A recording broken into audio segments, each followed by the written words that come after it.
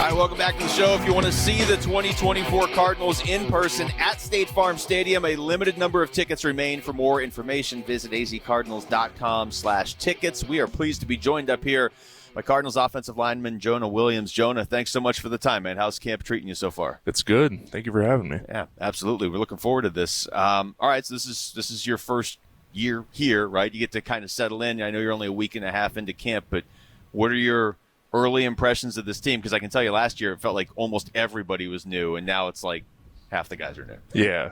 No, I mean, it's been good so far. I enjoy my teammates. I enjoy the coaches. I enjoy, the way we've been doing training camp so far.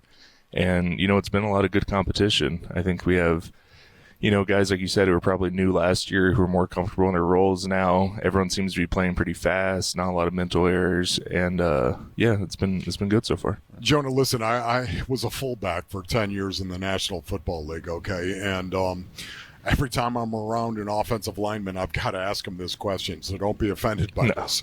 What's your weight at right now? About 315. Okay, 315. Yeah. Okay, where do you want to be? Around that 315 range. I try to show up to camp a little heavy, so I'll be a little above that because it's, once you start getting into it, you start losing weight. I'm losing 8 pounds a day and then gaining it back.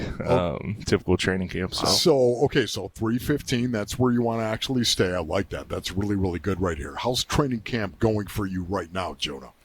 It's good. I think that early in training camp, there's always a little bit of rust. You start getting your techniques down by the end of OTAs, and then, you go try to do it on your own for 6 weeks when we're gone. A lot of lifting, a lot of training, but it's different when you're out there going against real pass rushers and all that stuff. But I feel like I'm getting there. My technique's getting better, and, I feel like I'm in a good spot.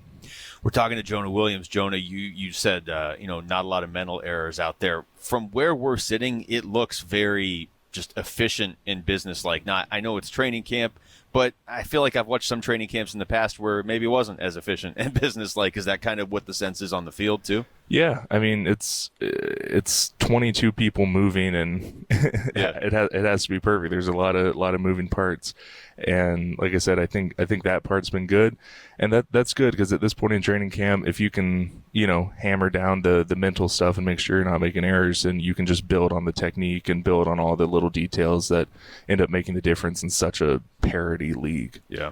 So, Jonah, why the Arizona Cardinals? When you were outside there and you were looking at the possibilities that were out there, why the Arizona Cardinals? Well, the first thing is I love the feeling of being on kind of a team on the up and up. And I was fortunate to experience that in Cincinnati. We started off really bad and made a couple of good drafts and a couple of good, free agent acquisitions and started to, really, really elevate. And I get a lot of that same feeling here. I love what JG's bringing to the coaching staff. I love Clayton, my O-line coach, and I think we have a lot of talent. When I look around, I see that talent, and I see a lot of young guys that are, taking steps forward. And so that's an exciting thing to be a part of, on top of, being a great city to live in and, good place to raise my daughter. Yeah. Playing with Joe Burrow and Jake Browning a lot last year, but specifically Burrow versus Kyler, they certainly seem like they'd be very different quarterbacks, but blocking for them, do you see similarities? Yeah, I think that they are very different quarterbacks, but they're both very accurate, and I think that's the most important thing. They put the ball where they need to, and I'm pretty occupied with a D lineman in my face, but when I'm watching the film, it's really impressive to see Kyler, throw guys open. If maybe there's tight coverage, but he throws it, into a certain window where only they can get it. I've been really impressed by that. His release is really quick and he's really accurate. So, we don't obviously let anyone touch Kyler in general. Yeah. Try not to, but I'll be excited to see how he is in a game situation, just how elusive he is and the elements that adds to an offense. So, Jonah, you've played right tackle and left tackle. Very interesting. Do you have a preference? I like them both. I like them both for different reasons, but I got really comfortable playing right tackle last year. So coming in, I was, willing to do whatever they wanted me to do. But I feel comfortable on the right side still. And, there's certain things I like about playing on the right side better. And so I'm trying to maximize that element of my game. Can you compare and contrast what it's like playing right tackle and left tackle and how different it is? Are you right-handed naturally? Yeah, I'm right-handed and right-footed. And playing left tackle, there's a benefit to that because often you're carrying a lot of weight on your inside foot, right? Which on the left is my right foot, and inside hand. So on the right side, it's kind of the opposite. And so your kick foot and your outside hand are my dominant hands. So I'm trying to incorporate that in my game more, being less inside hand dominant, more outside hand, which has its perks, and it has other things that, I need to kind of hedge myself on. It's more difficult than most people would imagine, though, correct? Going from right tackle to left tackle or vice versa. Yeah, I mean, it's like trying to write an essay with your non-dominant hand. Right. It feels really weird. Your handwriting's going to be really bad. But yeah, I've gotten accustomed to it, and I'm enjoying the right side. What do you think, just your early impressions of this offensive line? Because, now you're here. Some of the guys were here last year, but then you've also that left guard spot. Seems like it's at least open, or it's a competition, and chances are whoever wins it probably is somebody who wasn't here last year either. So just your early impressions of the guys up front. I mean, great guys, smart guys. We've been pretty good on our assignments and communication and all those things, which early in camp, sometimes that's sort of a place where some teams struggle, but I think has been a strength for us. And so we have a lot of talent and we know what we're doing. The big thing is that we just have to continue to gel, work together, work in combination, and that's why we're out here practicing. That's the only way we can get better at it. Jonah, power scheme, gap scheme, or zone scheme? What do you like? There's perks to everything. I think with my particular build, I like to be more athletic, more wide zone type deals. But, I think a good thing about our offense and watching our offense and learning our offense is that we're very variable in the run game. We're able to do a lot. For people that are listening right now, tell them why that is so important, that you are variable.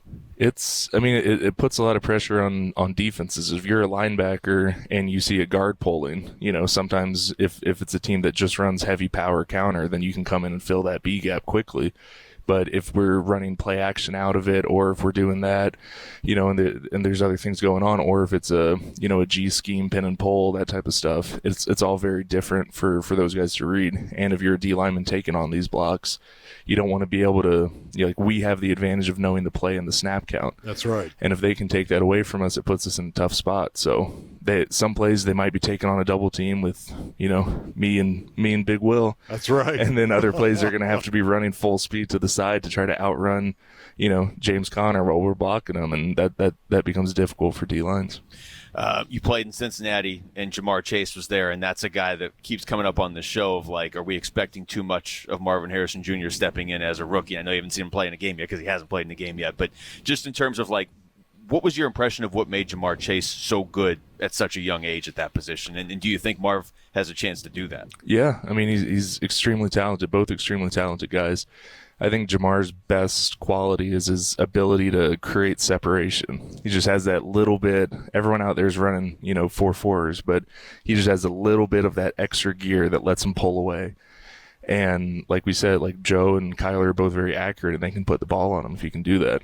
I don't want to setting expectations or anything like that, but my experience in Cincinnati was that Ja'Marr had a couple of drops and things like that in preseason games, and everyone got really down on him and was saying, all this crazy stuff about him. Then he comes out and is one of the best receivers in the game. So, I hope Marvin hits the field and is already one of the best receivers in the game, but I just encourage everyone to give him a little bit of time. We see him out there and he's a freak and he's making a lot of big plays, but the NFL's hard and it always takes a little time to get used to it. The bar has been set absurdly high for him already. Yeah, I'm sure. Really not a lot he can do. Jonah, thanks so much. I know you got practice coming up, but we appreciate the time, man. Of course. Thanks for having me. Thanks a lot. That's Jonah Williams joining us Thank up you, here. Jonah.